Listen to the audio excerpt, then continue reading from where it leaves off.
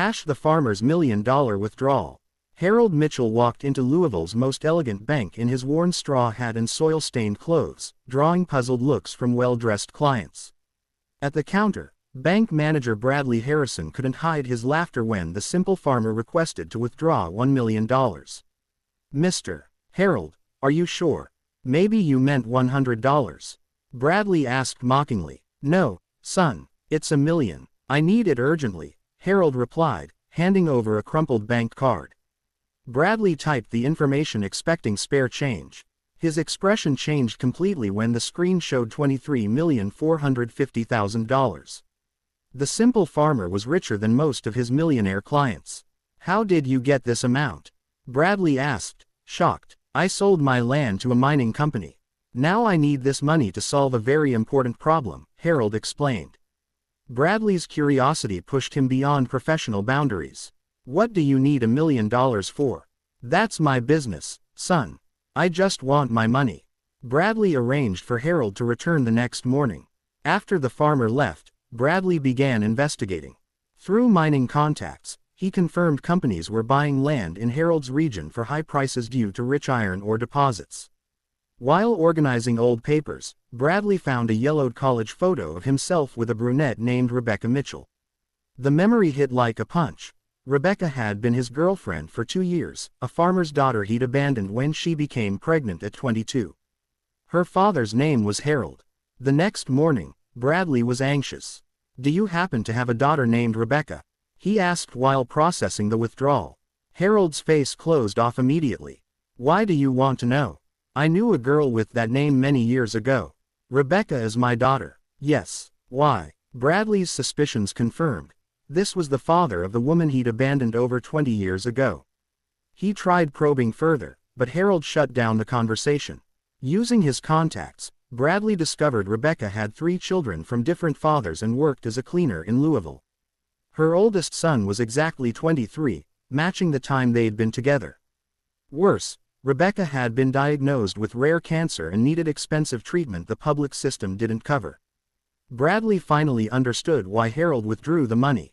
The old farmer was trying to save his daughter's life.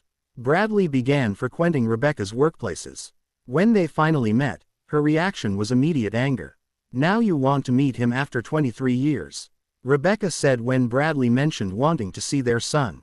"I know I was wrong. I would like to help. I heard you're going through difficulties." "How did you hear that?" Rebecca asked suspiciously. Bradley couldn't admit he'd investigated her. The conversation ended with Rebecca throwing his business card in the trash. A week later, Harold appeared at the bank wanting another $2 million. Bradley saw his opportunity. "Perhaps you don't need to spend all that money alone. Maybe I can help," Bradley suggested. Harold was suspicious but eventually discussed it with Rebecca at the hospital.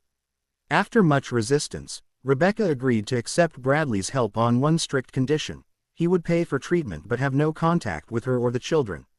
Harold would manage everything. Bradley transferred the money, but wasn't satisfied being an anonymous financier. He began showing up where Rebecca's children went to school, offering rides and gifts to 15-year-old Emily and 12-year-old Tyler. When 23-year-old Nathan discovered this, he confronted Bradley furiously. "Leave my family alone. They deserve opportunities. Good schools, college, a life without deprivation," Bradley argued. "You want to buy a ready-made family," Nathan accused. "I don't need a father. I need peace for my family." Bradley changed tactics, pressuring Harold about the children's future. "What kind of work will you get at 72?" he asked, exploiting the grandfather's financial worries. Eventually, Rebecca's resistance weakened. Emily and Tyler wanted to accept Bradley's offers. Even Rebecca, exhausted from holding resentment, began considering forgiveness. Nathan remained the strongest opposition until Bradley finally approached him differently. "I want to apologize for trying to buy you all, for not respecting your position as head of the family," Bradley said at Nathan's construction site. "Why should I trust you?" Nathan asked. "I don't want to take your place. I just want to help you be even better at it. You'll keep being the head of the family, I'll just be an advisor." For the first time, they shook hands. Bradley's approach changed completely. He began consulting Nathan before any decisions, showing genuine respect. At a school meeting for Emily, he let Nathan speak first and stayed in the background. "You did really well in there," Bradley praised afterward. "How did you manage to become such a responsible man so young?" "I didn't have a choice. When you disappeared, someone had to take care of her," Nathan replied. "Can you teach me how to be part of this family?" Bradley asked humbly. "I can try, but you have to be patient." Rebecca watched this growing closeness with mixed feelings. When she confronted Bradley about his long-term intentions, he was honest. "When I'm cured, when there's no more drama, are you going to stick around?" she asked. "Rebecca, I'm not here for the drama. I'm here for the family. I learned from Nathan that you can't buy a family," Bradley admitted. "Being present is more important than giving presents." Rebecca smiled. "Nathan is wise." They reached an understanding. She would never completely forgive him, but she could learn to live with him as long as it benefited the children. Nathan remained head of the family, Bradley was just an advisor. The dynamic stabilized. Bradley attended school meetings, helped with homework, joined Sunday lunches, always in the background. Emily started calling him Godfather instead of father. Tyler followed suit. One Sunday, young Tyler observed, "We've become a normal family. There's Grandpa, Mom, Big Brother, and Godfather." Bradley felt tears in his eyes. Being accepted as Godfather was more than he'd hoped for. Rebecca's treatment succeeded completely. The doctors confirmed total cancer remission after 6 months. Bradley showed no change in behavior afterward, proving he wasn't just there for the crisis. On Rebecca's first birthday after treatment, Bradley gave her a photo album documenting the year, chemotherapy sessions, Sunday lunches, school meetings, trips to the park. "Thank you, Bradley. It's a very special gift," she said with her first genuine smile toward him in years. 1 year after the cure, the family had settled into comfortable routine. Nathan was in engineering college with Bradley's help. Emily had discovered writing talent. Tyler excelled at soccer. Rebecca worked as a nurse helping other cancer patients. During a family dinner, Emily asked, "Bradley, can I call you Dad?" The table fell silent. "Emily, that depends on how you feel. I would be honored, but I don't want you to feel obligated. You've been a father to us. Maybe not from the start, but at least now." Everyone looked at Nathan for his opinion. "Father is a title that's earned, and you've been trying to earn it," Nathan said. Rebecca spoke. "A father is the one who raises you. And Bradley has helped raise you this past year and a half. If that's what you feel, I respect it. I've learned that family isn't just about blood. It's about choice, presence, care," she continued. "And I've learned it's never too late to start doing the right thing," Bradley replied.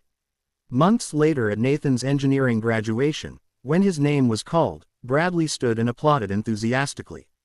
"Congratulations, son," Bradley said. "Thank you, Dad," Nathan replied, using the term for the first time. During the celebration dinner, Harold toasted to Nathan, who proved that with determination we can overcome any difficulty. And to Bradley, Nathan added, who proved it's never too late to start doing the right thing. And to our family, Rebecca concluded, who proved that love is stronger than hurt. Later, Bradley overheard Nathan reassuring Rebecca, "Just look at what our family has become. We're stronger, more united. Sometimes I'm still afraid he'll disappear," Rebecca confessed. "Mom, he's not going to disappear. He learned what real family is. I saw him learn that family isn't about possession, it's about partnership." When Bradley returned to the group, Rebecca asked if he found his wallet. "I found it, and I found much more than that.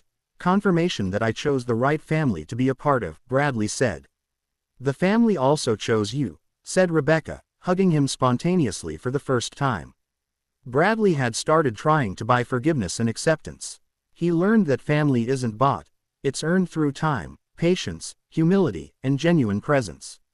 What began as a wealthy man's guilt had transformed into something real, a second chance at family, earned not through money, but through change.